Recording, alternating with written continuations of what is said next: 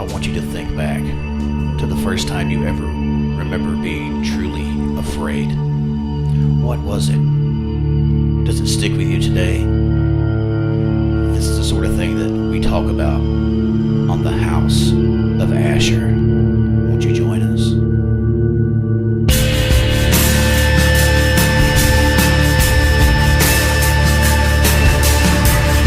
The House of Asher, a clearing house for the mind.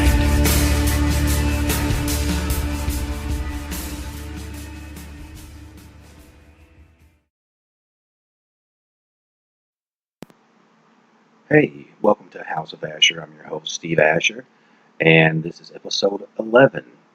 11 is an important mystical number, going back into early alchemy and mystical circles, but that'll be another show. Today, I want to talk about weather, ghosts, the correlation between, and my own personal theories on ghosts are what are perceived as ghosts. We're talking is February the 21st. Let me make sure. February the 21st, and some of the best stories I've ever read or saw on screen or whatever. Even the best campfire stories, you always hear it. You know, it was a dark and rainy night, or they were in a castle somewhere, and lightning was cracking overhead, or they were entering into the dungeons, and the fog was coming, pouring through the walls, from outside, and it always seems like weather becomes an element, and it becomes its own character in these stories. And it seems like a lot of people will go, "Oh, well, it helps set the atmosphere for the story," and that's true, but possibly on two levels, because again, weather is always with us. I mean, I'm sure there's hauntings of it was a super sunny day and everybody was hanging out on the beach and playing volleyball and hacky sack and all that. But there's an element, there's a component to things like rain and fog, thunder, even snow. I remember the ghost story where the guys are trying to drive through these snowy roads to get somewhere, and the image of the woman that they had murdered appeared in front of them as they're going through it. It turned skeletal, and made them swerve off the road. Is that a thing where weather helped cause that? Did the entity itself bring about, maybe at least in some part, the severity of the weather? Did it maybe use what was around it to, and somehow, I guess, engender a certain negativity to the weather and make it part of its attack or part of its "here I am" to whoever witnessed this? Like I said, I've been doing paranormal research, especially for a while. I mean, for a pretty good while. As of doing legitimate, going through, trying to write down barometric pressures and the moon phases and all that stuff. That's been something since about 2006.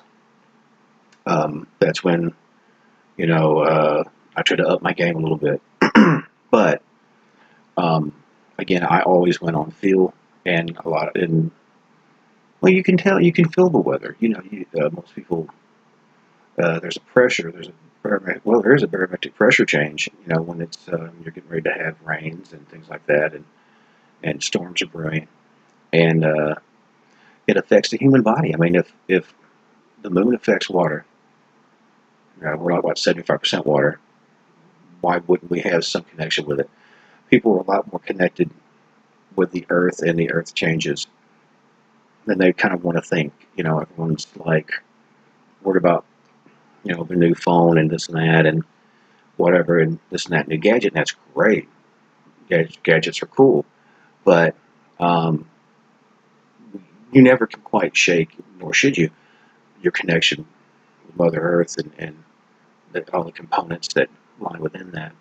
I was going to touch just a little bit on my own personal beliefs as to why I think a lot of stuff like that happens in, be it inclement weather. One thing is people's focuses are different. Um, a real nice sunny day, people looking at birds, cruising around, having a good time. Um, their focus is different. When the weather's a little bit more serious, at least I know I am. Um, I'm driving. I'm really watching the roads. My, I would say I'm a lot more. I'm almost hyper vigilant. It's raining at night. You're watching the roadsides for whatever, and this is where you run into different different conditions for seeing things. So I do believe too that because everything is electromagnetic, everything has some sort of current, everything is connected to the current of Earth. I think because whatever these creatures are, I mean, it's when I say proven, I do it with little air quotes. I mean, just in my own experiences, whenever we would have some entity show up, batteries would drain. Sometimes if it's something really dark, car batteries won't start. Um, and people, they just feel drawn, just drained. But a lot of times I have found when these experiences are most traumatic or impactful is when it's raining, thunder and lightning, things like that. Just after a storm or just before a storm. Because obviously in the middle of a driving rain shower, you can take pictures and it's hard to legitimize something if you see something in the rain. But they can go, well, it's a trick of the rain. Or if it's you get an EVP, that's maybe right before or just after thundercrack. You know, uh, it's subjective. You have to kind of go, well, you have to leave it open to interpretation because, like you said, yeah, it was so close to a natural event occurring. Um, you have to kind of give it kind of a sideways glance. But that's my belief. I think spirits or entities or whatever, um, nature spirits, elementals, whatever, use that type of energy, and that is sort of their mode of transport, their mode of communication. Um, and I just think maybe to the point they're just more energetic, and that gives them like that bump, that jump for them to really be able to communicate. Um, but I wonder, what you guys think about it. I wonder if you guys have had similar experiences. I wonder if maybe you guys have had completely normal middle of the day stuff that was really powerful and stood out. Like, I've not had a whole lot of that. I've had, walks through graveyards during the day where I could have sworn I've heard people walking behind me. I could have sworn I've heard footsteps. Little things like that. There's nothing there. Corner of your eye stuff, but nothing as impactful as like when there's inclement weather. There's just something about it. And there's also the psychological aspect that ties in with that. You have to be mindful of that. But I want to hear back from you guys.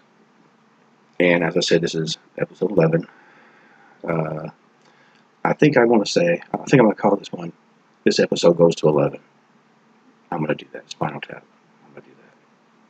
But I want to hear your opinions. I want to hear what you think. I want to hear suggestions, criticisms, whatever. Fan mail, hate mail, whatever. Give it to me. I want to hear what you got because I want to make the show better. So before I go, I want to make sure to thank Aller's Oddities in Pacific, Kentucky. Doug Aller makes all kinds of insane stuff, just crazy stuff. If you can see right here, this is H.H. Holmes, and he was a freak. Guy would kill people in the murder castle, and they, boil them down and sell their bones to medical hospital. He's kind of a jerk. But here apparently is one of his dining utensils that Mr. Aller was kind enough to give to me to put on my little wall of international horror and intrigue. Make sure to visit those guys. Also, Posh Embroidery. Go on Facebook, look them up. They got all my shirts, including my CCP shirts, my Hauntings Up shirts. I will be working on my, if I turn the right way, here we go, Hauntings of, and also new Hauntings of and House of Asher shirts. So stay tuned for that. But as the rain falls outside, and it's daylight-ish, I'm going to go out and do my job. Have a good day. But I want you guys to think about this and really, come up with some good ideas. Contact me, through here, through my webpage, steveeasher.com. But as the world slows down, as darkness falls, make sure to pull your blinds down. You never know what you're going to see on a rainy, foggy night, like night here in Western Kentucky is going to be. Lock your doors. Check under your beds. And as always, stay scared.